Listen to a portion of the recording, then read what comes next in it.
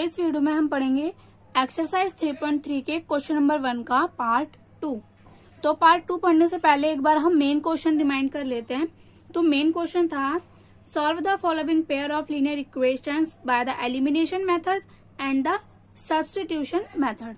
Means ये जो हमें पार्ट्स दिए हुए हैं इन्हें हमें एलिमिनेशन मेथड और सब्स्टिट्यूशन मेथड दोनों से ही सॉल्व करना है। तो पार्ट 1 हमने लास्ट वीडियो में कवर किया था, इस वीडियो में हम पार्ट 2 करेंगे। तो अब पार्ट 2 में हमें दो इक्वेशंस दी हुई हैं, दोनों लिख लेते हैं। तो पहली इक्वेशन हमें दी हुई है 3x plus 4y equals to 10, ये हो गई हमारी equation number 1। And second equation हमें दी हुई है 2x minus 2y equals to 2, ये हो गई हमारी इक्वेशन नंबर 2। अभी हमें इनको दोनों मेथड से सॉल्व करना है, तो हम किसी से भी पहले कर लेते हैं, क्योंकि अभी तक हम 3.3 में सब्स्टिट्यूशन मेथड करते आए हैं, तो हम पहले सब्स्टिट्यूशन मेथड से ही सॉल्व कर लेते हैं। तो सबसे पहले हम कर रहे हैं बाय सब्स्टिट्यूशन मेथड।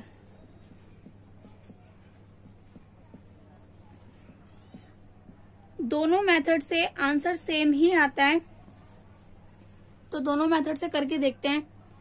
तो सबसे पहले एक सब्स्टिट्यूशन मेथड में हमें क्या करना होता है, किसी भी एक इक्वेशन को लेके हम उसमें से किसी भी एक वेरिएबल की वैल्यू निकालते हैं। तो मैं ले रही हूँ यहाँ पर मान लो इक्वेशन नंबर 1, तो मैंने लिया फ्रॉम इक्वेशन 1।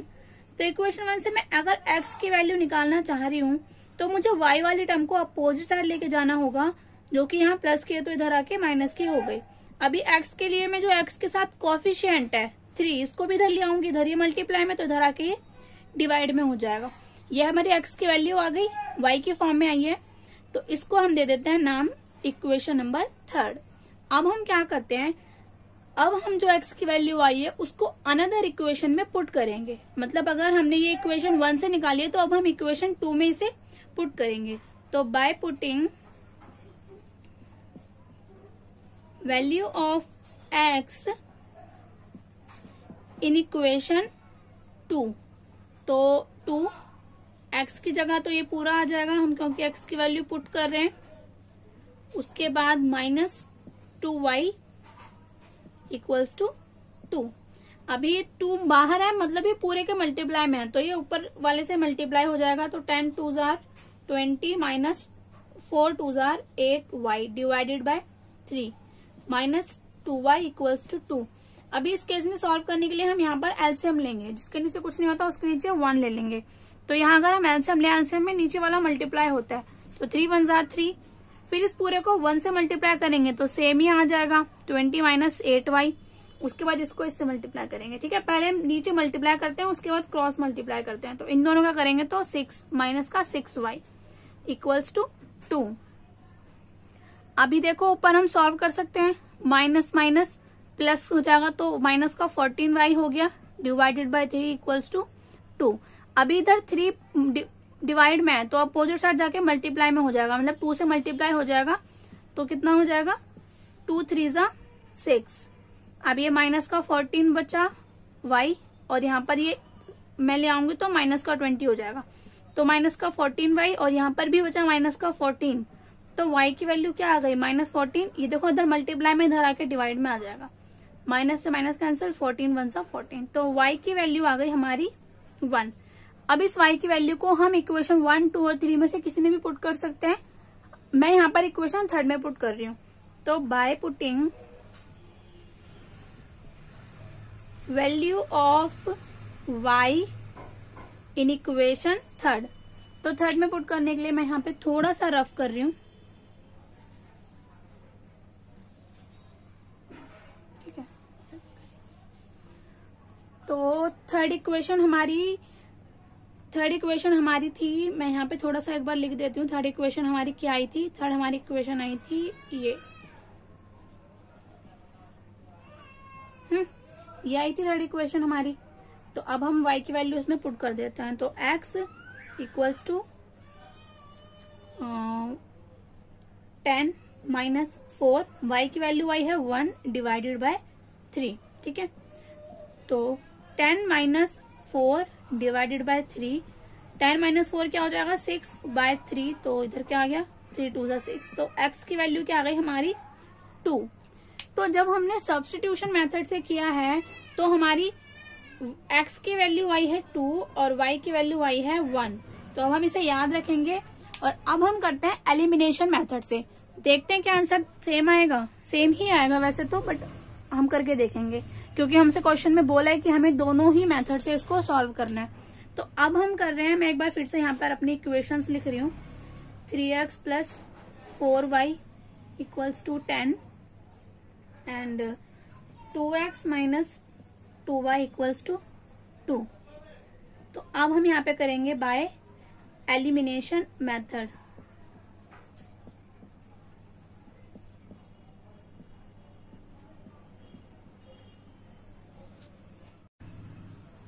तो ये जो वैल्यूज आई थी मैंने थोड़ा साइड में लिख ली है।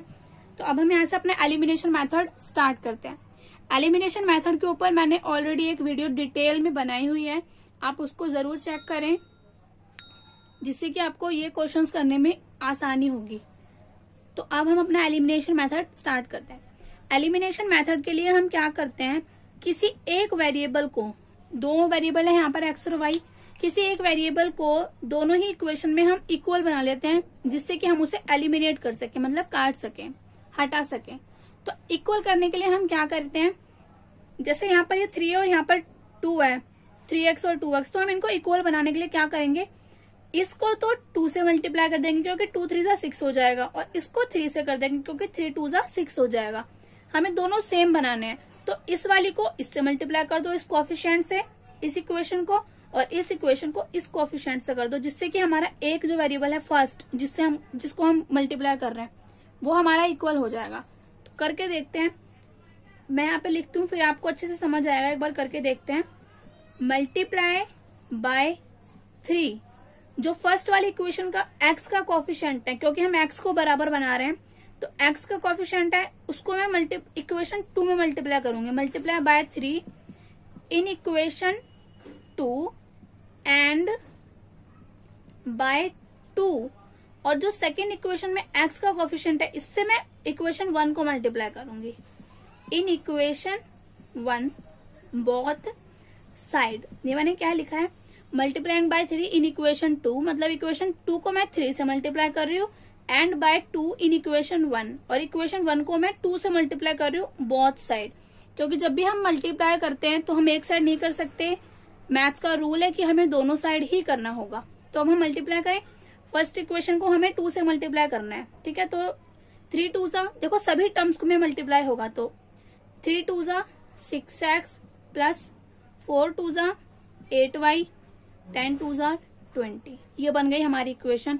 इसको हम इक्वेशन थर्ड नाम दे देते हैं। अभी इसको हमें इक्वेशन सेकंड को हमें 3 से मल्टीप्लाई करना है, तो 3 2 6x माइनस 3 2 6y माइनस 3 2 6,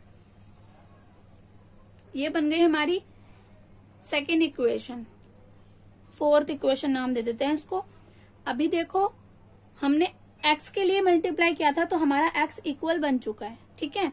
हम y वाले को भी इक्वल बना सकते हैं, लेकिन मैंने यहाँ पर x को बनाया था, इसलिए मैंने x के कोएफिशिएंट से मल्टीप्लाई किया था, ठीक है। हमें करना क्या होता है, इस वाले को इस वाले से मल्टीप्लाई और इस वाले को इस वाले से मल्टीप्लाई, ताकि इक्वल हो जाए। तो अब हम क्या करेंगे, अब हम इन इक्वेशन को यहीं पर सब्ट्रैक्ट कर लेते हैं। सब्ट्रैक्ट करने के लिए नीचे वाली इक्वेशन का साइन चेंज हो जाते हैं, तो ये प्लस का 6 है तो माइनस का हो जाएगा, ये माइनस का 6 है तो प्लस का हो जाएगा, और ये माइनस का हो जाएगा। ये देखो ये एलिमिनेट हो गया। इसको एलिमिनेट करने के लिए ही हमने इतना कुछ किया है, ठीक है। अब यहाँ पर y प्लस हो जाएंगे, प्लस प्लस प्लस होता है, तो ये हो गया 14y, और प्लस माइनस माइनस होते हैं, तो 20 में से 6 गए, 20 माइनस 6 14। अभी देखो y यहाँ पर ये मल्टीप्लाई में धरा के डिवाइड में आएगा, 14 डिवाइडेड बाय 14, तो y की वैल्यू क्या आ गई, 1। y की वैल्यू 1 आ गई। जब हमने सब्स्टिट्यूशन मेथड से किया था तब भी हमारी y की वैल्यू 1 ही आई थी। अब हम x की वैल्यू निकालने के लिए y की वैल्यू को 1 2 3 4 जिस मर्जी में पुट कर सकते हैं। यहाँ पे चलो मैं 1 में कर लेती हूँ। तो by putting value of y in equation 1, equation 1 में पुट करते हैं, तो 3x प्लस 4, y की value 1 equals to 10। 3x plus 4 1 जा 4 equals to 10, 3x equals to 10, 4 को अपोजिट साइड लेके जाएंगे माइनस का हो जाएगा, 3x इक्वल्स टू 10 माइनस 4 6, तो x की वैल्यू हमारी आ गई, इधर ही मल्टीप्लाई में इधर आके डिवाइड में हो जाएगा, 3 2 जा 6, x की वैल्यू आ गई 2। देखो ये भी सब्स्टिट्यूशन मेथड से हमारी 2 ही आई थी। तो इस टाइप के क्वेश्चन में जिसमें आपको दोनों मेथड से सॉल्व करना होता है, इसमें आपको ये फायदा होता है कि दोनों के आंसर अगर आपके मैच नहीं कर रहे, इसका मतलब आप कहीं कैलकुलेशन में गलती कर रहे हो, तो आप मतलब उसको रीचेक अपने आप ही कर सकते हैं। आपको पता चल जाता है कि अगर मेरे मैच नहीं हो रहे तो मतलब कुछ ना कुछ गलती हो रही है, क्योंकि इनमें आंसर हमेशा ही मैच होते हैं। तो ये पार्ट हमारा कंप्लीट होता है। बाकी सभी पार्ट्स के लिंक डिस्क्रिप्शन बॉक्स में मैं दे दूंगी, आप वहां से सभी पार्ट्स को चेक कर सकते हैं।